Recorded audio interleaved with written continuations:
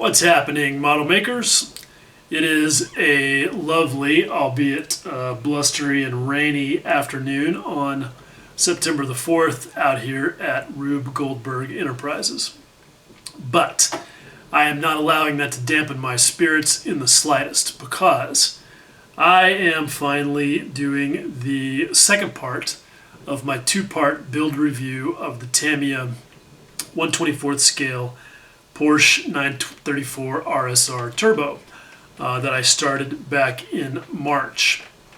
And I have to say that I have never been as relieved to be finished with a model making project as I am with this. If you were interested enough to watch the first part of this two-part series, I think you could see that I felt fairly impressed with the kit at that time. It definitely had a few things that made me scratch my head.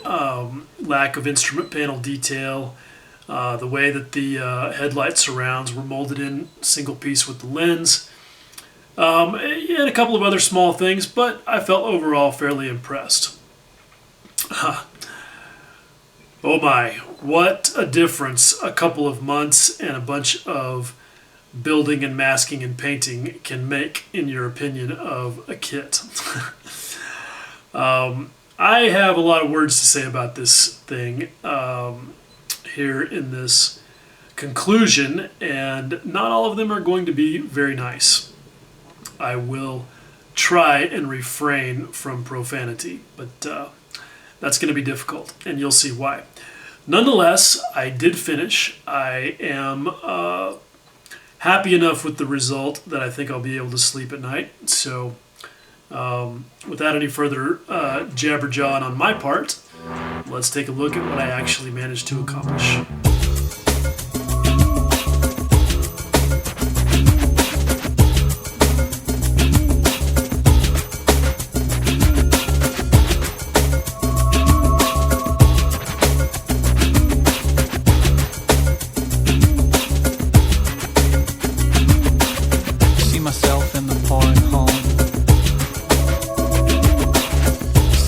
Come over, no. I see myself in the pouring rain. I watch hope come over me.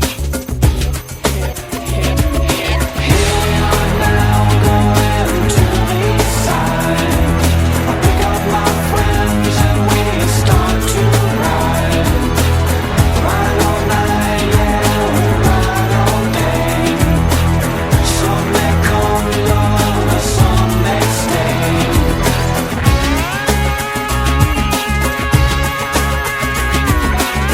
Here we are in the pouring home. I watch a light man fold a cone. I watch a light move across the screen. I watch a light come over me. Here we are now, going to the west side. Weapons in hand as we go for a ride. Some may come love, some may stay. Watching out for a sunny day when it's love and darkness and my side.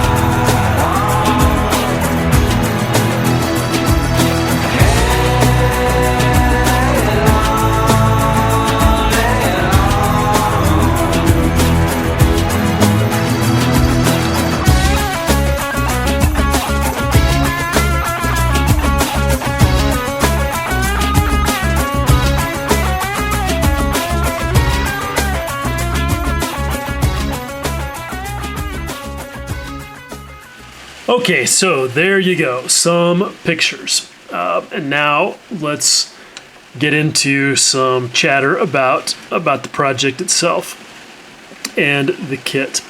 I will use my handy dandy UMP photo etch placer wax pencil to point out some things along the way.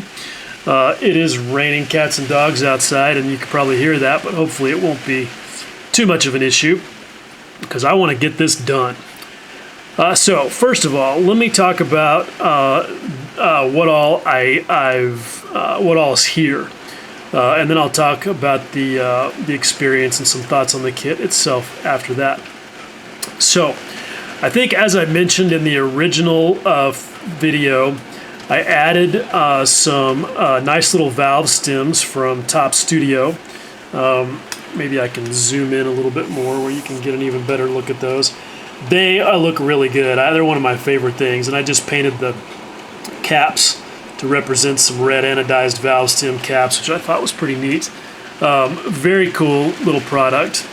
I also, on the outside of the car, I've got what I think is one of the neatest things and one of my favorite things about the whole project, and that is these bonnet pins. I know I talked about those in the original video, and maybe I can really zoom in on these. I don't want to pick this thing up any more than I have to, but maybe I can zoom in here and give you a good look at these bonnet pins, because they are just really beautiful. See those? Those are actually two pieces. One piece is the base, and the second piece is the retaining clip. And I just can't say enough times how cool they are.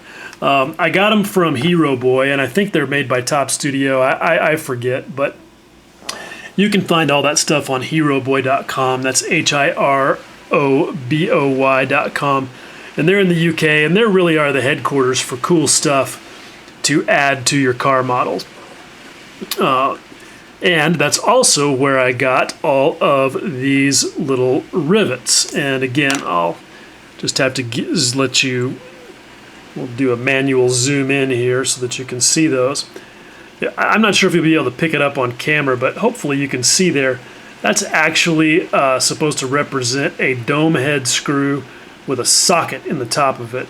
And how they managed to make those things so perfectly and so tiny is just beyond me, but they are amazing. Now, the reason that they're on there is because on the real car, these fender flares are separate pieces.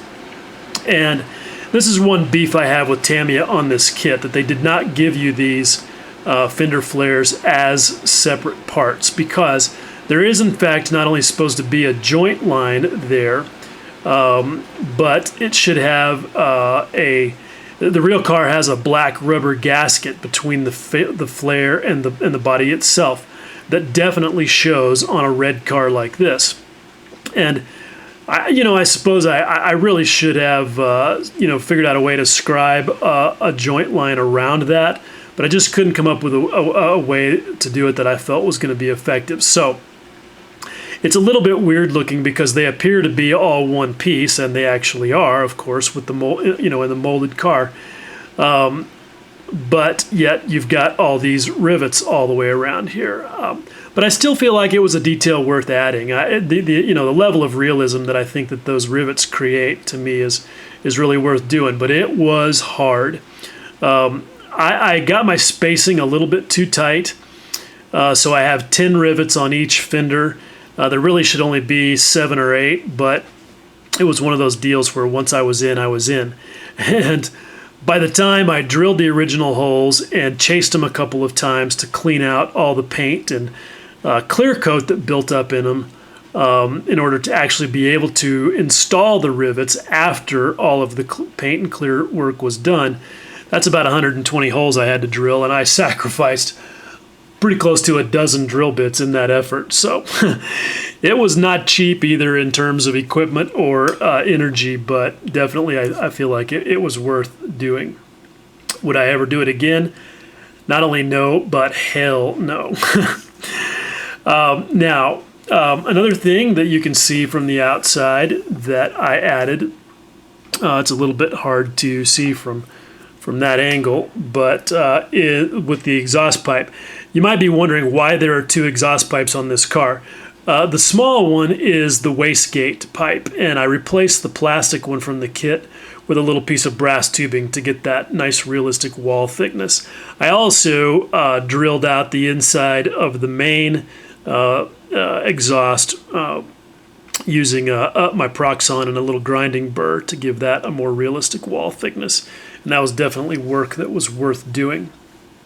I also felt the need, as I do with many of my projects, to find a way to add my personal number 19 to it. And so I went online, got myself a nice image of a Texas license plate, and made my own decal using the 1.9 and printed those on some World paper, white decal paper, and sealed that in with Papilio decal fixer, and that's a pretty proven system that worked pretty well. Now, you've probably also noticed that I have some decals on the sides, and that's something that I'll get to in a minute as to why those are there. But those are also printed on the same World paper, decal paper, and created using Photoshop and the standard method for doing that, as was my little Texas registration sticker on the inside of the windshield. I'm actually kind of proud of that because I had to figure out a way to put it on the inside of the windshield and have the printed portion on the outside. And what I did there was I printed it and sealed it like normal, and then I used some micro scale aluminum foil adhesive on the printed face of it. And basically what you do with that stuff is you paint it on and you let it dry, and it remains tacky. So you have basically like a sticker. And then I stuck that little thing to the inside of the windshield and then put just enough water on the backing paper to separate it and slid it off of there, and I was left with nothing but the printed decal stuck to the inside of the windshield there. So I feel like that turned out pretty cool, and I was glad I was able to figure out a way to do it. Now, you can also see inside there the HGW harness that I installed. You can't see it super good, but it is a really nice little piece of work. It's unfortunate that like most of HGW's stuff, it's only printed on one side, and that's a little bit of a hassle given that it's red and then kind of a white beige color on the backside, but they worked really well. And it's tough to see them in there, but the photo etch buckles are just beautiful. And in real life, it is visible enough through the windows to be worth doing, and really adds a nice bit of realism to the effort. So definitely glad I did that. So I think that pretty well covers everything that I added to the kit by way of extra detail. So let me just kind of walk you around and talk about how I did some of these things and how some of these things went. But I guess one thing I should talk about maybe real quick is because I added it, even though I didn't buy it, and that is if you look right here at the windshield washer fluid nozzles. Okay, there's two of them, one here and one here. I'll zoom in on those for you, but that was kind of a trick that I probably overthought, but ended up being glad that I did. And the reason being because those little protrusions are molded into the body shell, but they're super tiny. And I knew that by the time I stacked a bunch of paint and clear coat on top of them, that they would not only not be crisp, but they would be next to impossible to paint neatly. So what I did before I even painted the car is I shaved those off, and then after everything was said and done, I made those out of some 20 thousandths by 15 thousandths styrene rod, or bar stock rather, and painted them and then stuck them on there with Gator's grip. And Gator's grip, man, I got to talk about that for a second, because that stuff is amazing for this type of work. I honestly had bought it a long time ago and hadn't found a good use for it, in spite of Matt McDougall being a real fan of it and telling me that I absolutely had to have some. I just never had found a good use for it until now, and it was perfect for this. I also used it for attaching the bonnet pins to the hood and the trunk. And one of the reasons why it works so good is because it's real easy to control. You brush it on and you get a little bit of working time so that you're not in a panic like you would be with super glue. You don't have to worry about any kind of fogging or any damage to the paint or the clear coat because it's totally benign stuff.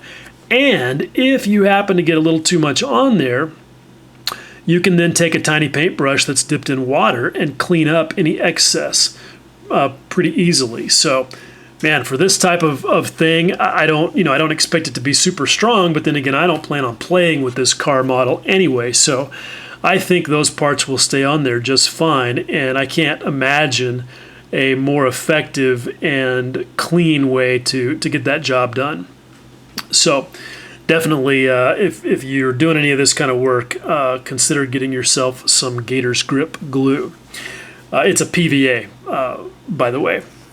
Okay, now, one thing I talked about in the original video was how I was going to apply the tire decals.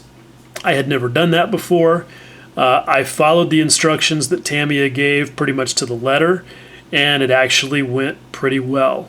The only real challenge with them was not in getting them to stick. They didn't prove to be fragile like I thought they might be. The film didn't show much at all. But what was really challenging was positioning them accurately and consistently 8 times, because you got 2 of them on each tire. So you just have to be paying a lot of attention to that, and I felt like they turned out really good, but definitely not the easiest thing I've ever done in model making. Okay, I think that kind of covers all of the basic details. And now I think what I want to talk about for the rest of this segment is the painting, because that's really where all of my time and energy, I feel like, really went. I mean, doing the interior, the chassis, the wheels, the tires, all that stuff was pretty standard stuff, and all of that went pretty well. And probably lulled me into a false sense of security about how the project was going to go, because the body was a bitch. There's just no other way to say it. And that's really for 3 reasons. One is due to my own inexperience and incompetence. The other is to the design of the car itself. And the other is to some piss poor engineering decisions on Tamiya's part, and I'll talk about that. I guess I should add a 4th reason that I have to talk about, and that is because of a real problem with some of my paint materials. So let me just get right into that. The first thing with the body was to do all of the cleanup of the parting lines, which really was not too big of a deal, because they were so minimal, as I talked about, along the tops of the quarter panels and down the back sides of the rear fenders right here. Really not too big of a deal. I did light sanding and polishing and got rid of those completely, as far as I knew, and we'll come back to that in a second. The next thing that I had to do then was glue the fuel filler cap right here in place. And yes, you will notice that it is not there. And that's because it was a total disaster. First of all, it doesn't fit flush. And, depending on which picture you find online, maybe it's not supposed to. Some do, some don't. Some of these cars don't have it at all. And I didn't like the fact that it wasn't flush, and so I elected to get rid of it. But not before I had super glued it in and primed this whole shell the first time. And I primed with the same stuff that I used on the tub and the chassis, which was this All-Clad 309, which, again, it's amazing how things can change in just a few months. Used to be my favorite lacquer-based primer. Why is it not my favorite lacquer-based primer anymore? When I sprayed the body shell the first time, I had little bitty bumps all over the hood. And I thought that it was because I was lazy and did something that I normally never do, which was when I superglued the fuel filler cap in place, I actually squirted the accelerator that I use sometimes, which is just Zip Kicker. I sprayed it straight out of the little aerosol can onto the surface because it was on the underside. I would normally never spray that stuff on anything that I was going to paint. And what I normally do is put it into a little cup and apply it with a toothpick. But I thought, hey, it's on the back side of the body shell. There's no way it's going to get around here to the top side. No big deal. But when I had all of these little bumps and pock marks, the only conclusion I could come to was that somehow it had contaminated the top surface of the hood, and that's what was causing all of that. The fact that there were a few of those little bumps and pock marks in other places didn't deter me from coming to that conclusion. So I decided that the best thing to do, instead of sanding all of this with its intricate, shape, was to just strip the primer and start over. Because at that point I had already drilled all of these holes for the fender flare rivets and scribed all of the body panel lines deeper, and I had put some time and energy into that sort of work. So I wasn't going to just discard the thing and buy a new kit just to get a new body shell. So I soaked the thing in IPA mixed with a little bit of lacquer thinner for a couple of days, and after that and a bunch of scrubbing, I was able to get all of the primer off of it and start over, which I did. And the bumps not only reappeared on the hood, but everywhere else, and much, much worse this time. Here, in fact, is a little picture of exactly how bad it was. I think you can agree this is not what a primer is supposed to look like. And the only explanation I could come up with after doing some testing, and here is where I did that testing.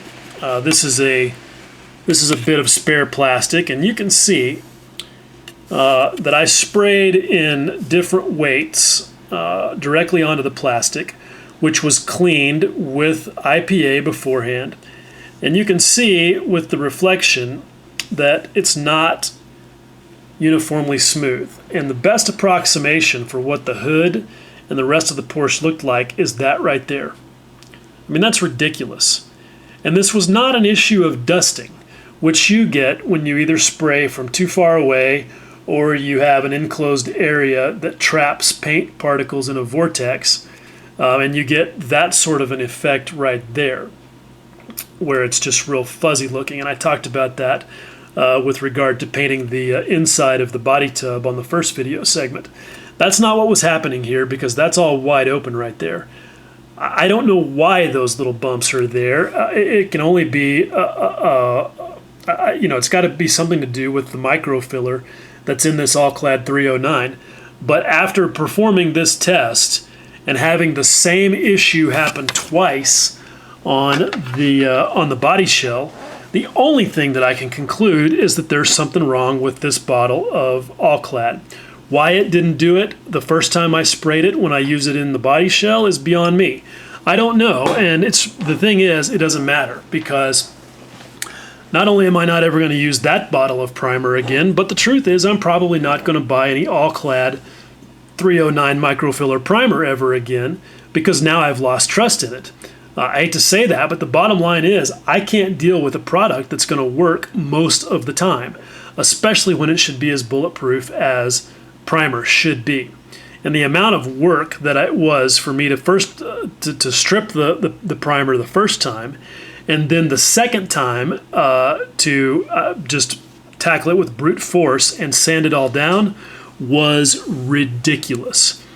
Sanding this entire body shell to the level that I had to, given how terrible the finish was just a shit ton of work that I never want to have to do again. And I, quite frankly, am never going to forgive All-Clad for that. I don't see any other way I don't see any other place to point the finger than that. So anyway, is what it is. Enough of that. Once I got done with all of the sanding of the body, Then I came along with the white base coat, which was Zero Paint's bright, brilliant white. And that all went down pretty flawlessly with one exception. This was the weirdest thing. Remember that parting line that I talked about running across the top edge of the quarter panels here? Well, for some reason, almost as I was watching, while I was doing the spraying, it reappeared when I sprayed the white base coat on.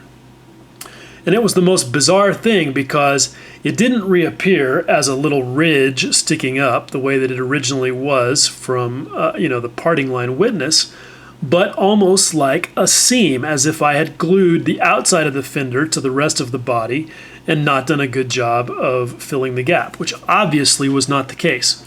Super bizarre thing, and the only thing that I can conclude is that there's some type of temperature gradient going on in the tool where the two pieces of the mold come together that cause a differential shrinkage that results in the material properties right around that witness line to be different. It has a slightly different density or something about it is just different. And that Zero white lacquer is hot enough that it basically just created a localized sink that ran all the way down that parting line. And as I was talking about this online, I hear that this is not an uncommon thing with car model kits. So maybe so, I don't know. But it was a real pain in the ass. It took me 3 or 4 steps of sanding and filling and using different materials to finally get that thing to go away. And so I was pretty happy when it finally did. Little did I know that when I finished spraying the white base coat and laid down 3 layers of the Zero Paint's bright red lacquer, that while I didn't get any reappearance of the mysterious parting line witness here, I did get it back here on the fenders. I mean, it was big as it was big as the sky. You could see it from a mile away, running right down the middle of that fender right there on both sides. And again, I had to go through several steps of painting and sanding and filling to make it go away. And what I ultimately ended up doing was just very slowly building up a bunch of layers of red lacquer and doing it with, like 15 or 20 minutes between each layer so that I could spray it really dry and not allow it to be hot enough to cause any issues there until I finally had enough built up that I could sand it down and not have much, if any, of that witness there anymore. But it was a total ass whipping. It cost me 2 or 3 days of effort on each of those situations to get them resolved to the point where I could then move on to the next step. But I don't blame that on the paint. I don't want anybody to misunderstand. These lacquer paints are clearly very hot, but that's the deal with lacquer. And everywhere else, the stuff performed flawlessly. Sprays beautifully, has good coverage, does a great job. So I can't lay any fault at the feet of Zero on that. I think that overall their products are pretty good. And once I got all of the colors laid down, then it was time to do the clear coat. And I opted for my standard favorite, which is U-POL 2K urethane.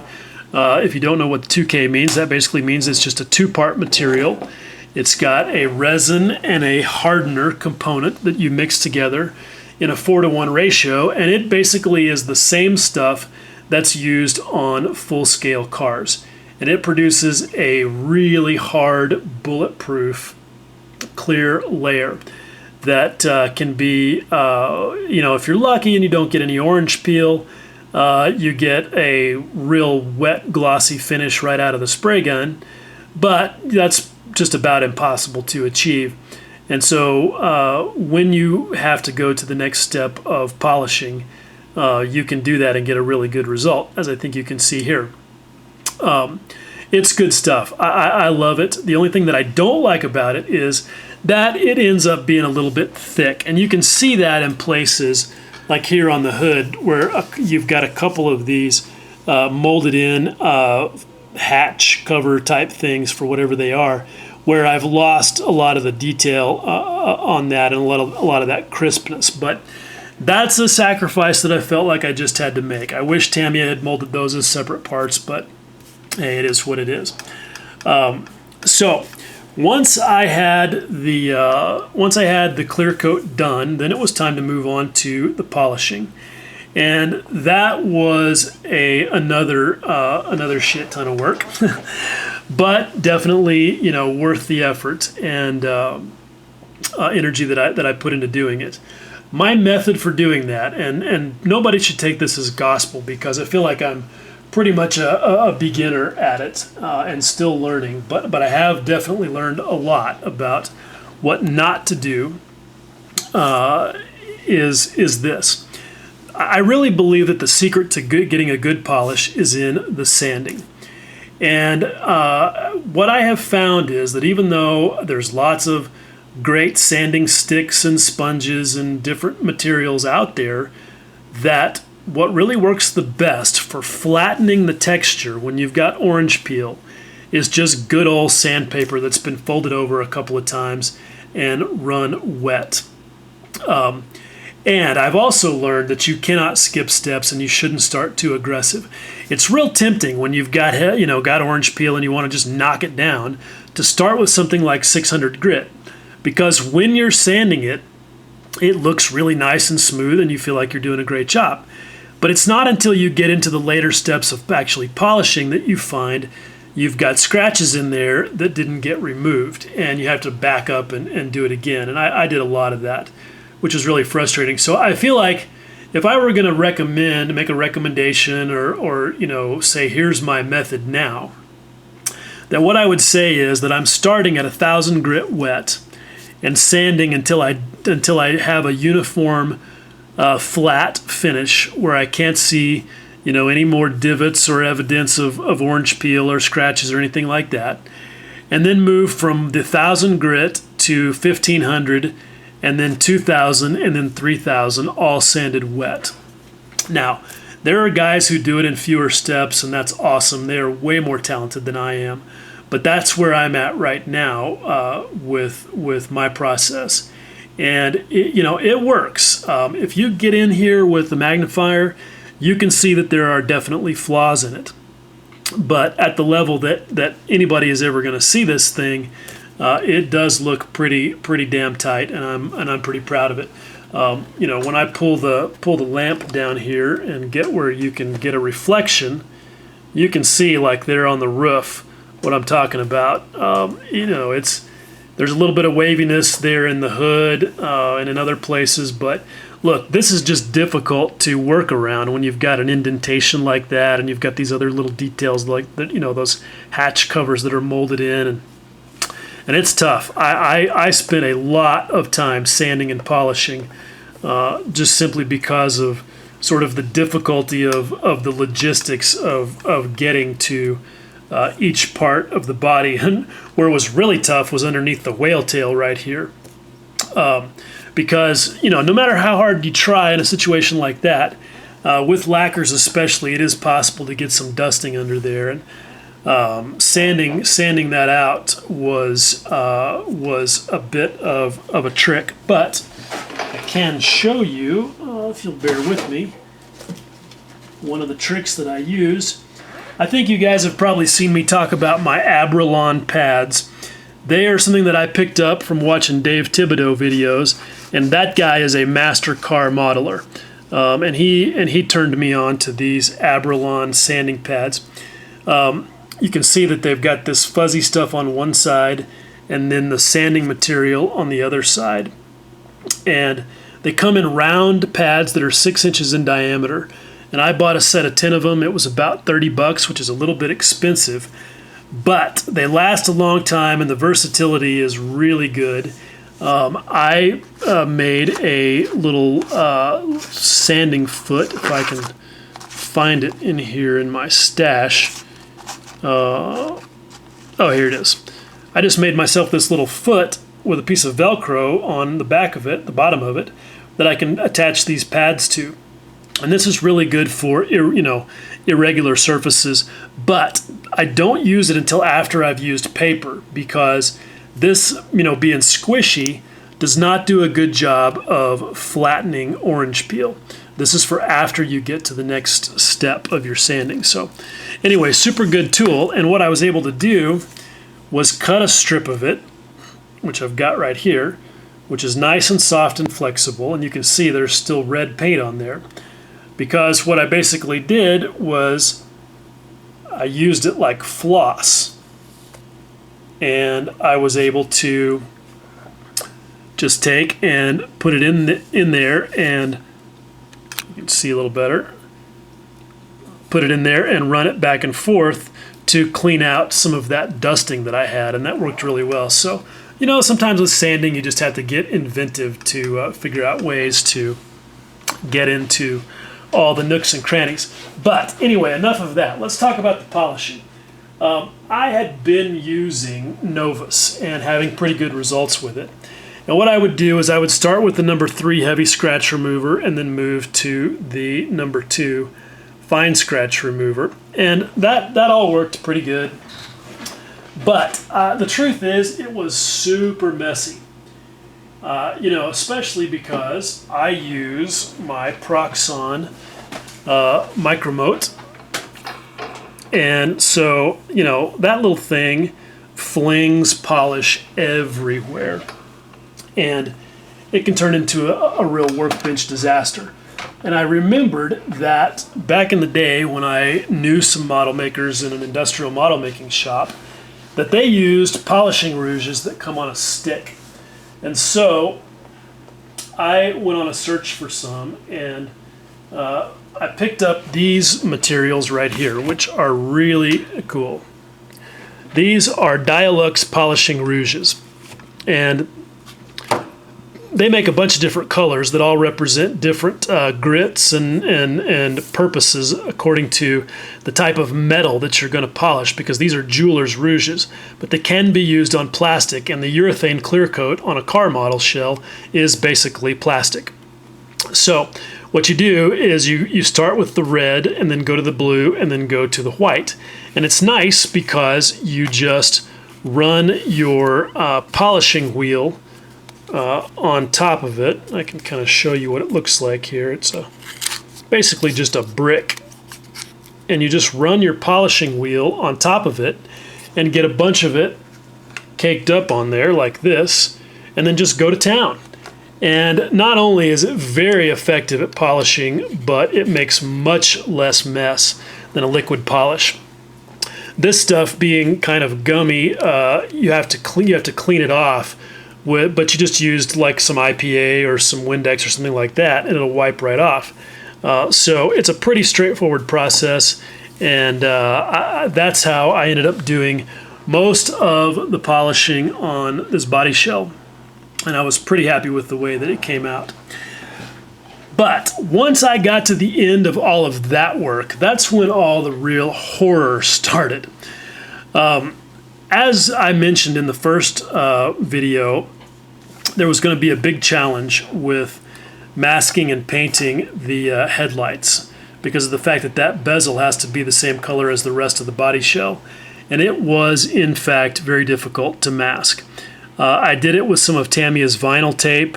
I probably could have used regular washi masking tape, but whatever. I ran a thin rim of it around the outside edge and then filled in over the top surface with some liquid Frisket. And after I did the white base coat and the red and the clear coat, then I was able to just run a very sharp scalpel blade around the edge of the masking tape to make sure it was all separate, and got it pulled off there without any major issues. Oh, except that I forgot to mention I had to do all that twice, because for some reason, that reason basically being my own stupidity, my first go at painting these headlight surrounds was a failure. I white base coated, did the red, did the U-Paul, but it was not smooth enough because I wasn't paying enough attention. And I thought, no big deal. I'll just shoot a quick bit of gloss clear lacquer on it. Holy hell, was that a bad decision, because that stuff was hot enough that it wrinkled everything that was on there already. And I ended up having to let that cure out and then take these little tiny things and sand down the outside rims smooth, and then go back with more red and then re-clear with U-Paul. Anyway, it was just a disaster, and I'm embarrassed to say that it was mostly my fault, but got it done, and that was a big relief. The other part of the horror show, however, was something that didn't even register on me when I was doing part one of this. And that is the fact that, and this also didn't register when I was looking at this car and thinking what a cool thing it would be to build, is that it's got all of this body trim on the outside. And that Tamiya doesn't mold any of it as separate pieces. And this is just ridiculous. Given that Tamiya has the capability to do things like the 132nd Corsair, the 132nd Mustang, I know what they're capable of engineering and tooling. And so for these body trim pieces to not be separate is really just, again, it's just like the thing with the headlight surrounds. Just not representative of what Tamiya is all about, in my opinion and in my experience. And what ends up happening is that you get forced into the position as the model maker of having to do an above average skill level job of masking all of this stuff in order to produce an average, and even an average result, much less a nice result. And I think you can see what I mean when you look closely at the design of this thing.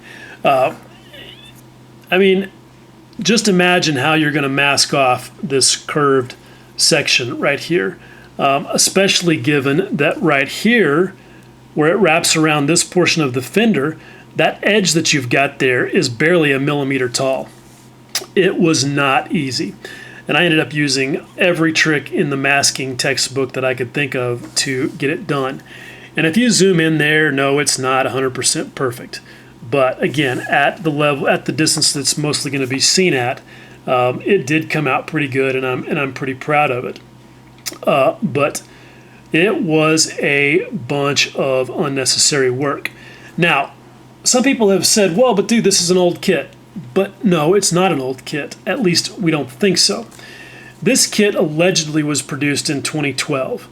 But I have since been told, of course, after it was much too late to reverse my decision on building it, that it is actually an old Tamiya kit that had the tool reworked to add the whale tail and the fender flares.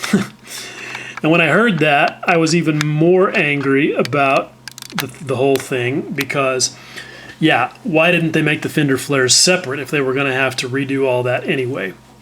And the only explanation that I can find for some of these decisions is this. This is by far the most complex and expensive kind of tool that a model kit company is ever going to produce.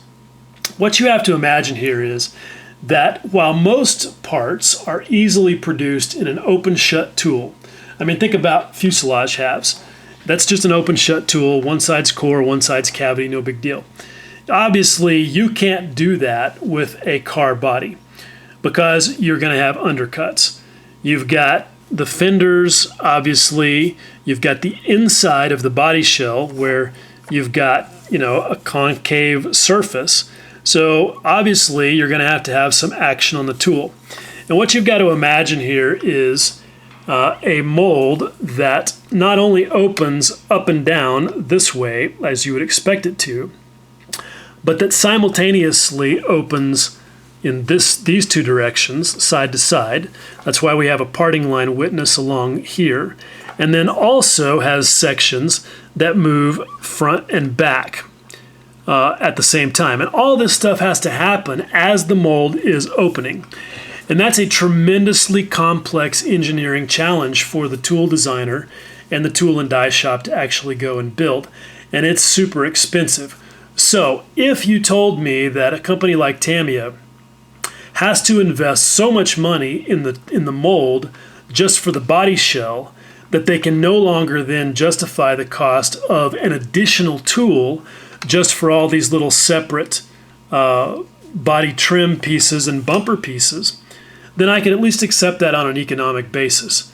But my argument would then be, fine, go ahead, spend the extra money, because I certainly don't mind paying more for the kit in order to have an easier time producing a better result. I mean, look, the kit costs about $30.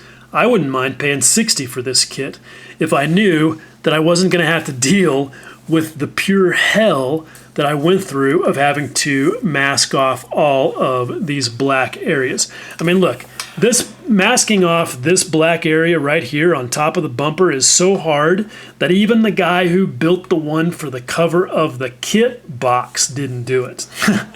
So I'm just saying, look, that's a little bit ridiculous, Tamiya, and you guys, it's bad and you should feel bad, because I'm just saying, not good at all. Anyway, once I had all that done, I found that one of the challenges with such a nice shiny clear coat is that nothing wants to stick to it. All of this black trim is painted in Mr. Paint Basic Black lacquer, which I used because I felt like it would stand the best chance of sticking. And it did stick pretty well, but there were still places where no matter how carefully I peeled up the masking, I still had some flaking and some tearing that I had to go back and touch up. And I felt like I was doing touch-ups on this silly thing right up until the moment I pulled out the camera to photograph it. So that was just super frustrating, but really not a whole lot you could do about that. And there were other places where I had to do some touch-ups. I had a few disasters.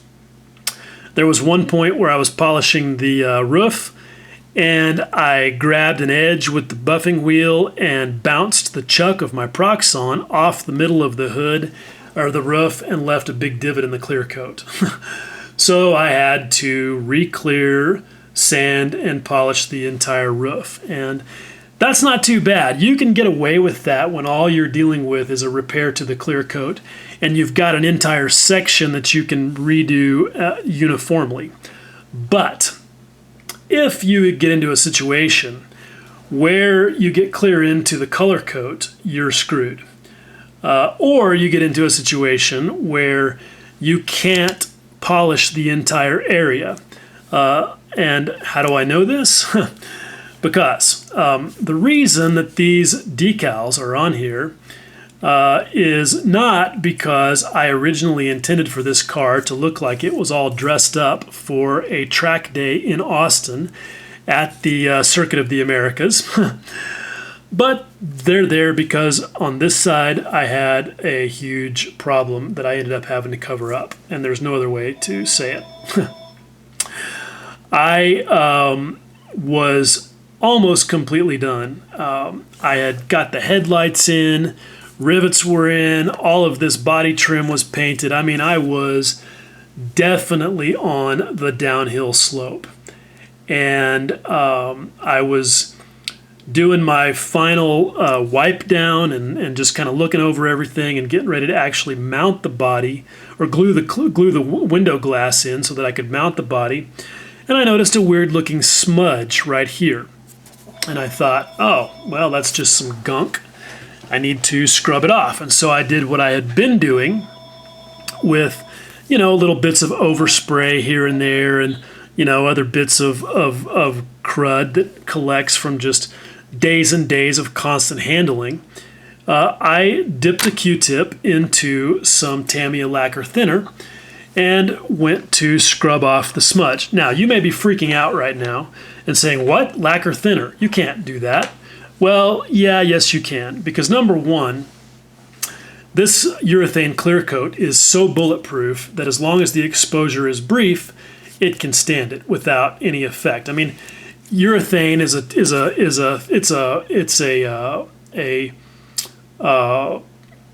thermoset resin, just like a resin detail parts that you might buy are. It's just in a slightly different form. And it's not susceptible to lacquer thinner in the same way that a thermoplastic like polystyrene is. But the second reason is because I was using Tamiya lacquer thinner, which is a reduced strength lacquer thinner. And so you don't have to worry about that kind of thing. And it's great when you get a little bit of an overspray or whatever, because you can just, very easily, very quickly just wipe it off. And I use that to my advantage in cleaning up around some of these masked areas that didn't come out quite as crisp as I wanted them to, because I was using a very tiny paintbrush that was dipped in Tamiya lacquer thinner. So anyway, I just did my normal thing. Well, the smudge didn't come off. And no matter how much I scrubbed, it didn't come off. And I thought, well, okay, I'm going to graduate to something a little bit more aggressive. And that was a bad decision, because I picked up some acetone, and not only did the smudge not come off, and I still have no idea what it was, because I was checking my fingertips like every time I grabbed the car, because I'd been gluing and I knew what the potential penalty was. And so not only did the acetone not remove whatever ectoplasm it was that was on there, but before my very eyes, I saw red paint wrinkling up underneath there. I won't lie. I was nearly in tears, because I was convinced that I was going to pull this thing off without any major disasters. And I was crushed, because I knew when you have to repair the color coat, you're basically screwed. And I was. I did all the steps. I sanded it. I repainted the red. I re-cleared it, got it all nice and smooth and shiny. But there was still this area about 1/4 of an inch across, right there underneath the 9, that was darker than everything around it. I mean, it stood out like a sore thumb. And so I had no choice. I had to cover it up with something. And that's when I went to the internet and Photoshop and decal paper once again. And that's why it has these little number placards on the side. So, you know what? At least they're plausible and they don't look too stupid. And more importantly, my paint cancer that I created underneath there no longer shows. So, anyway, that was, I think that's pretty much it. I think that was most of the drama, although there were various little bits and pieces of things. I mean, even when I was all done, there were still little places where I was still scrubbing, and finally I just had to quit. I just had to say, look, it's just not going to be 100% perfect. And that is, one thing, that's almost self-defeating about working so hard to create a finish that's that glossy. Everything shows. But I'd still do it again, and I still will do it again at some point if I want to build a shiny car, because that's the deal. That's just part of it, and that's part of what makes it hard. But it's also part of what makes it, I guess, rewarding in the end. And I'm sure that over time I will feel more rewarded by this project. But right now, I am just ecstatic to be done with it. And I'm sure you guys are happy to know that I'm about done talking about it. Okay, so there you go. That's my first car model, really, I guess, ever. Finally completed after a tremendous amount of wrestling and wailing and gnashing of my teeth. But I guess it's okay. It's definitely got a lot of flaws that I'm not happy about, but I can live with it. I'm really just happy, honestly, that it's turned out as well as it has, given the level of difficulty that I had with it. It's probably going to be the last car model I do for at least a while. Definitely the last glossy one I'll do for a while.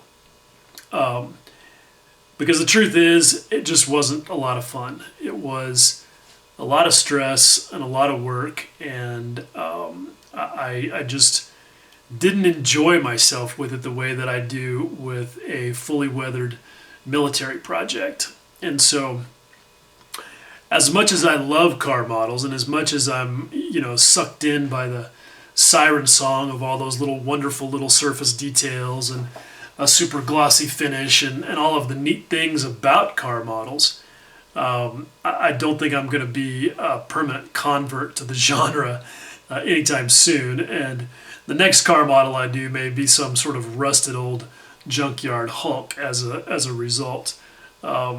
But then again, maybe in time, once the wounds from this project have healed and the scars have diminished, I'll be tempted again in a year or 10. At any rate, if you are looking to do a car model, and in particular if you're looking to do your first car model, I don't recommend this kit. Not at all.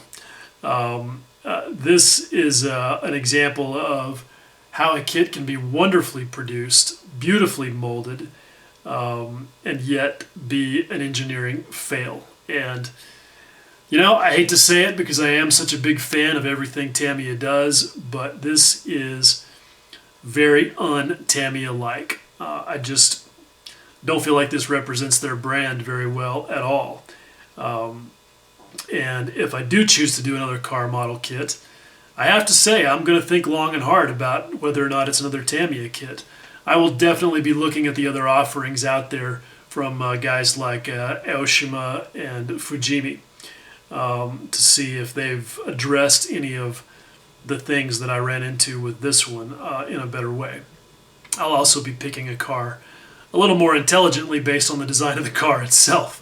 It'll be new enough or simple enough not to have any of that outside body trim like that. So anyway, enough of my whining. I hope you found this interesting and informative, and maybe you were entertained by my travails. I don't know. But regardless, as always, I appreciate you sticking around and watching. Much love.